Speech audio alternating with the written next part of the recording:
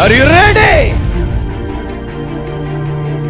ఈరోజు మన ప్రసంగం అంశం యేసయ్య మనకు తెలియపరిచేది సిద్ధముగా ఉండుడి. ఈరోజు మన ప్రసంగాంశం యేసయ్య మనకు తెలియపరిచేది సిద్ధముగా ఉండుడి. యేసయ్య మనకు తెలియపరిచేది ఏంటంటే సిద్ధముగా ఉండండి. దేని కొరకు సిద్ధముగా ఉండండి? Get ready to cross the borders. సరిహద్దులను దాటటానికి సిద్ధముగా ఉండండి. నీ పరిమితులను దాటడానికి సిద్ధముగా ఉండండి. నీ ఆలోచనలో పరిమితులు ఏర్పాటు చేసుకున్నావే, ఆ పరిమితులను దాటడానికి సిద్ధముగా ఉండండి. నేను ఇంత మట్టికే చేయగలను, ఇంత మట్టికే ఎదగగలను, ఇంత మట్టికే పైకి రాగలను, నేను ఒక స్థానానికి వచ్చేసా, ఇక నేను అలా ఉండిపోతాను. No, get ready to cross the borders. నీ సరిహద్దులను దాటడానికి సిద్ధముగా ఉండండి. నా రాబడి ఇంతే చాలు, మొత్తం సుఖంగా ఉన్నా. No, get ready to cross the borders. నీ సరిహద్దులను దాటడానికి సిద్ధముగా ఉండండి. నా వలన ఇక కాదు, ఎక్కడతో చాలే, ఇక నేను ఆగిపోతా, ఎవరో ఒకళ్ళు చూసుకుంటారు. No, get ready to cross the borders. నీ సరిహద్దులను దాటడానికి సిద్ధముగా ఉండండి. బైబిల్ చెప్తుంది, యెహోషువ గ్రంథం 1:1 దేవుని సేవకుడైన మోషే మరణించాడు. వెంటనే దేవుడు అన్నాడు, యెహోషువ నువ్వు నాయకత్వంలోనికి రావాలి. బోర్డర్ దాకా తీసుకొచ్చాడు. నువ్వు నెక్స్ట్ వాగ్దాన దేశం, పాలు తేనెలు ప్రవహించు దేశమైన కనాను దేశం, ఇశ్రాయేల్ దేశంలోనికి నువ్వు ప్రవేశపెట్టాలి. నా వలన కాదయ్యా, ఎప్పటి వరకు ఎలాగున్నా నేను ఇలాగే ఉంటా. అందుకు దేవుడు ఏమన్నా తెలుసా? కాబట్టి నువ్వు లేచి నువ్వును ఈ జనమును యొర్దాను నది దాటి నేను మీకు ఇస్తానన్న దేశాన్ని మీరు స్వాధీనపరచుకోండి. నేను మోషేకు తోడై ఉన్నట్లు నేను నీకు తోడై ఉంటా. నువ్వు అడుగు పెట్టు స్థలములెల్లా నీకు స్వాస్యంగా ఇస్తా. నీ బ్రతుకు దినములో ఏ నరుడు నీ ఎదుట నిలబడలేడు, ఏ నరుడు నీ ఎదుట నిలబడనేరడు. నేను నీకిచ్చిన ధర్మశాస్త్రమును తప్పక నువ్వు బోధించాలి. కుడిమికైనను ఎడమకైనను నువ్వు తప్పటానికి వీలు లేదు. నేను దేవుణ్ణని గుర్తెరగాలి. నువ్వు ఊహించని విజయం నేను నీకు ఇస్తా. మోషే మరణించిన తర్వాత దుఃఖములో ఉన్న యెహోషువతో అన్నాడు, నువ్వు లెగాలి, ఇక అవ్వలా, ఇక చాలా ఉంది అన్నాడు. ఈ రోజున నీ జీవితంలో నష్టాలు జరిగినాయేమో, వ్యాపార నష్టాలు జరిగినాయేమో, ఇల్లు అమ్మేసుకున్నావేమో, మరణం జరిగిందేమో, దుఃఖం జరిగిందేమో, ఏ కీడు జరిగిందేమో, దేవుని కొరకు నిలబడ్డా ఏమొచ్చింది మా ఇంటికి అన్న వేదనతో ఉన్నావేమో. దేవాది దేవుడు అనేది నువ్వు లెగాలి, నీ సరిహద్దులను దాటాలి. మోషేకు తోడైనట్లు నేను నీకు తోడే ఉంటా. యెహోషువకు తోడైనట్లు నీకు తోడే ఉంటా. నీ బ్రతుకు దినములో ఏ మనుషుడు నీ ఎదుట నిలబడనేరడు. ఈ ధర్మశాస్త్రం నీ బిడ్డలకు బోధించాలి. నా వాక్యం నీ కుటుంబ సభ్యులకు బోధించాలి. ఎడమకైనను కుడిమి తట్టుకైనను తిరగకూడదు. నా వాక్యం మీద నువ్వు ఆధారపడాలి. నువ్వు విజయం చూస్తావు. యెహోషువ గ్రంథం 1:1 1, 2, 3, 4, 5, 6, 7, 8, 9, 10 వాక్యాలు మనం చదువుకుందాం. యెహోవా సేవకుడైన మోషే మృతి నొందిన తర్వాత యెహోవా నూను కుమారుడును మోషే పరిచారకుడునైన యెహోషువకు ఎలాగు సెలవిచ్చాను, నా సేవకుడైన మోషే మృతి నొందెను. కాబట్టి దుఃఖంలో ఉన్నను, వేదనలో ఉన్నను, కాబట్టి నువ్వు లేచి నువ్వును ఈ జనులందరూ ఈ యొర్దాను నది దాటి నేను ఇశ్రాయేలుకి ఇచ్చుచున్న దేశమునకు వెళ్ళుడి. నేను మోషేతో చెప్పినట్లు మీరు అడుగుపెట్టు ప్రతి స్థలమును మీకిచ్చుచున్నాను. ఆమేన్. అరణ్యమును, ఈ లెబనోను మొదలుకొని మహానది అయిన యూఫ్రటీస్ నది వరకును, హిత్తీయుల దేశమంతయు పడమట మహాసముద్రం వరకును మీకు సరిహద్దు. నువ్వు బ్రతుకు దినములన్నిటను ఏ మనుష్యుడను నీ ఎదుట నిలవలేకయుండును. నేను మోషేకు తోడై ఉన్నట్లు నీకు నువ్వు తోడై ఉండేదను. నిన్ను విడువను, నిన్ను ఎడబాయను. కసి మీద చెప్పాలి అందరూ, నిన్ను విడువను, నిన్ను ఎడబాయను. నిబ్బరము కలిగి ధైర్యముగా నుండుము.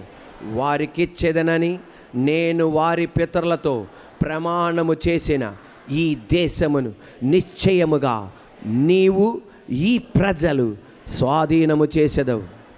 అయితే నువ్వు నిబ్బరము కలిగి జాగ్రత్తపడి బహుధైర్యముగా ఉండు. నా సేవకుడైన మోషే నీకు ఆజ్ఞాపించిన ధర్మశాస్త్రమంతటి చొప్పున చెయ్యవలెను. నువ్వు నడుచు ప్రతి మార్గమున చక్కగా ప్రవర్తించినట్లు నువ్వు దాని నుండి కుడికి కానీ ఎడమకు కానీ తొలగకూడదు.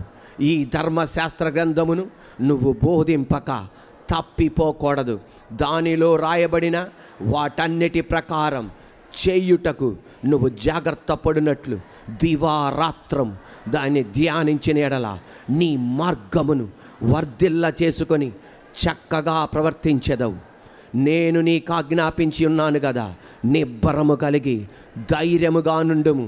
దిగులు పడకము, జడియకము. నువ్వు నడచు మార్గమంతటిలో నీ దేవుడైన యెహోవా నీకు తోడైయుండును. కాగా యెహోషువ ప్రజల నాయకులకు ఇలాగూ ఆజ్ఞాపించెను, మీరు పాళెములోనికి పోయి జనులతో ఈ మాట చెప్పుడి. హల్లెలూయా. యెహోషువ అన్నాడు, మోషే మరణించాడు, వేదనతో దుఃఖము ఉండక్కర్లా, నన్ను దేవుడు నిలబెట్టాడు, ప్రజలకు తెలియపరచండి. మోషేకు తోడే ఉన్నట్లుగా నాకు కూడా ఆయన తోడే ఉంటాడు. మనం సరిహద్దులు దాటాలి, వాగ్దాన దేశానికి అడుగు పెట్టాలి. మన అన్న మోషే దేవుని కృప వలన అక్కడ సరిహద్దుల దాకా తీసుకొచ్చాడు. ఎక్కడతో ఆగిపోవడానికి కాదు, ఈ బార్డర్స్ను మనం క్రాస్ చేయాలి. యెహోషువ భయపడిపోతున్నాడండి. మోషే మృతి చెందిన తర్వాత యెహోషువని దేవుడు నిలబెడుతున్నాడు. యెహోషువ నిలబడుతున్నాడు. మోషే లీడర్షిప్ అతి గొప్ప నాయకత్వం. ఆ మనుషుల్లో ఆయన లాంటి ఒక నాయకుడు లేడు. అందరూ దేవునితో ఎలా సంభాషిస్తారంటే దర్శనాలతో, స్వప్నాలతో. కానీ దేవుడే డిక్లేర్ చేశాడు, నా సేవకుడైన మోషేతో ముఖాముఖిగా నేను మాట్లాడతా, ఫేస్ టు ఫేస్ మాట్లాడతా. అటువంటి నాయకుడు ఆయన. ఎవరో? మోషే. ఆదికాండం, నిర్గమాకాండం, లేవ్యాకాండం, సంఖ్యాకాండం, ద్వితీయోపదేశకాండం రాశాడు. నిర్గమాకాండం, లేవ్యాకాండం, సంఖ్యాకాండం, ద్వితీయోపదేశకాండం రాశాడంటే ఒక అర్థం ఉంది. అది ఆయన కాలంలో జరిగింది. ఆదికాండం సృష్టి మొదలుకొని 1వ అధ్యాయం నుండి 50వ అధ్యాయం దాకా ఆయన అక్కడ లేడు. కానీ ఎలా రాయగలిగాడు? దేవాది దేవుడు ముఖాముఖిగా మాట్లాడి ప్రతి చరిత్ర కామాతో, ఫుల్ స్టాప్తో స్పష్టంగా రాసేటట్టు చేపించాడు ఆదికాండాన్ని. అంత గొప్ప నాయకుడు. ఆయన నాయకత్వపు షూస్లో ఎవరు కూడా ఫిట్ అవ్వరు.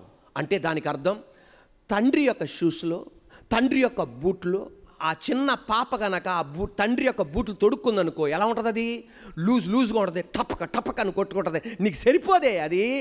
అలాగే మోషే షూస్లో యెహోషువ ఫిట్ అవ్వడం. అందువల్ల భయపడిపోతున్నాడు. నేను ఏం నిలబడగలనయ్యా, నేను ఏం చేయగలనయ్యా, ఆ మోషే షూస్లో నేను ఫిట్ అవ్వనయ్యా. దేవుడు అనేది యెహోషువ ఆ ఎర్ర సముద్రాన్ని పాయలు చేపించింది ఎవరండి? దేవుడే. ఎవరు చేపించారు? దేవుడే. చేదు నీళ్ళని మధురంగా మార్చింది ఎవరు? దేవుడే. ఆహారం లేనప్పుడు మన్నా కురిపించింది ఎవరు? దేవుడే. మిట్ట మధ్యాహ్నం నీడ లేనప్పుడు నీడనిచ్చింది ఎవరు? మేఘస్తంభాన్ని ఇచ్చింది ఎవరు? రాత్రిపూట ఎలక్ట్రిసిటీ లేనప్పుడు వెలిగించింది, అగ్నిస్తంభంగా ఇచ్చింది ఎవరు? అమాలేకీలు వచ్చినప్పుడు అమాలేకీల మీద విజయం ఇచ్చింది ఎవరు? యొర్దాను నది ఎదుట అదే దేవునైన నేను ఉన్నా. దానియేలుకి సింహపు బోన్లో సాయం చేసింది ఎవరు? చెప్పన్నానా? దానియేలుకి సింహపు బోన్లో సాయం చేసింది ఎవరు? షడ్రకు, మేషకు, అబేద్నెగోలకు సాయం చేసింది ఎవరు? పేతురు చెరసాల్లో ఉన్నప్పుడు సాయం చేసింది ఎవరు? పౌలు శీలలు చెరసాల్లో ఉన్నప్పుడు సాయం చేసింది ఎవరు? పేతురు మాట్లాడుతుండగా అద్భుతాలు చేసింది, సాయం చేసింది ఎవరు? ఒక్క ప్రసంగంలో 3000 మంది మారు మనసు పొందినట్టు చేశాడు, అప్పుడు సాయం చేసింది ఎవరు? అదే దేవాది దేవుడు అన్న, నీ వ్యాపారంలో నేను సహాయం చేస్తా, నీ కుటుంబంలో నేను సాయం చేస్తా. మన ఫిలదెల్ఫియా మందిరానికి దేవుడు సాయం చేస్తాడు, కృపానిధి మందిరానికి సాయం చేస్తాడు. నిబ్బరం కలిగి ధైర్యంగా ఉండు. దేవుడు మోషేతో అన్నాడు, మోషేకు తోడై ఉన్నట్లు నేను నీకు తోడై ఉంటా. మాట్లాడితే నిబ్బరం కలిగి ధైర్యంగా ఉండి అంటున్నాడు. నిబ్బరం కలిగి ధైర్యంగా ఉండి అంటున్నాడు. నిబ్బరం కలిగి ధైర్యంగా ఉండి అంటున్నాడు.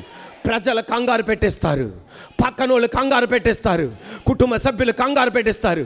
నువ్వు ధైర్యంగా నిలబడు, నేను నీకు తోడే ఉంటా.